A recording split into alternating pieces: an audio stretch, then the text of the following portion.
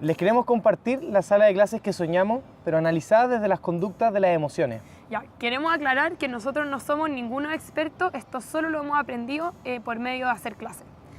Primero que nada, para hablar de este tema, tenemos que hablar del valor que tiene el emocionar en la sala de clases. Está comprobado por 1 millón de estudios y también por la propia experiencia que hemos tenido que un aprendizaje con emociones es un aprendizaje mucho más significativo y que se recuerda por mucho más tiempo. Eso sí, hay que aclarar 2 conceptos que nosotros nos hemos dado cuenta que entre los pets están mucho. Uno, que emocionarse no significa solo reírse, sino que uno puede tener muchas emociones. Puede ser por medio de la rabia, la ansiedad, la pena, la angustia. Hay 1 millón de emociones que nosotros vivimos como personas. Y el segundo concepto, que el hacer una clase con emociones no significa hacer una clase sin contenido, sino que uno al contenido le puede meter 1 millón de herramientas cognitivas que favorecen a las emociones y que lo hacen con emociones. Bueno, ¿y qué pasa? ¿Por qué no podemos generalmente hacer clases con emociones? Las principales barreras que hemos compartido con los demás pets son 4. La primera es el tiempo para planificar clases con emociones movilizadoras. La segunda es la creatividad o ideas concretas para aplicar en la sala de clase. La tercera barrera es cuando tenemos clases demasiado específicas o un contenido muy concreto que es difícil ver cómo podemos darle emoción a eso. Y el cuarto es el contexto y el ambiente de la sala de clase, que muchas veces los alumnos tienen personalidades muy distintas o el ambiente no es propicio para hacer clases con actividades de emociones. Bueno, ahora nos vamos a hacer cargo como con clases nuestras de cómo se pueden superar estas barreras. Al menos lo que hago yo, por ejemplo, para superar el tema de la creatividad y la idea, es que veo el contenido y me agarro harto de la guía de herramientas cognitivas que nos dio Enseña Chile e intento meterle estas herramientas al contenido. Así soluciono el tema de que las clases de emociones tienen que ser con contenido y además el de la creatividad. Estas herramientas son herramientas concretas que nos ayudan, como en el fondo nos dan la base para que a nosotros se nos ocurra cómo meterla.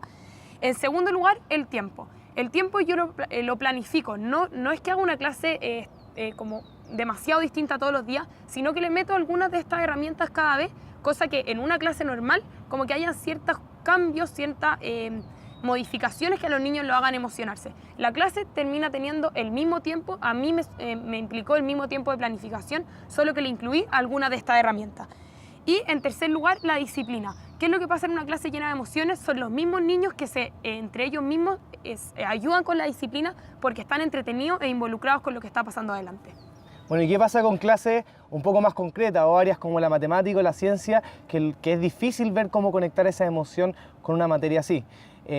Lo que yo uso como técnica es, en vez de pensar la herramienta cognitiva con el contenido específico, por ejemplo, tales, lo que hago es abstraer el concepto de lo que eso significa y aplicar las herramientas cognitivas al concepto.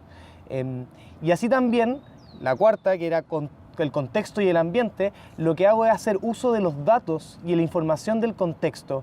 Llegar a una clase donde conocemos a los estudiantes, donde conocemos sus realidades, sus sueños, sus frustraciones, sus miedos, lo que más les gusta hacer, lo que menos les gusta hacer, las cosas que lo incomodan, las cosas que le acomodan, nos permite a nosotros elegir herramientas cognitivas que comentaba recién María, mucho más específicas al contexto y por tanto son más significativas. Y queremos ejemplificar con una clase de tales, donde se le enseña a los chicos las proporciones que tienen que cumplir ciertas figuras geométricas, y María lo va a decir cómo lo enfocaría ella a través de sus técnicas y después yo a través de mis técnicas. Bueno, como yo les decía, lo que hago es que veo el contenido y le aplico estas herramientas. ¿Qué podría hacer con tales?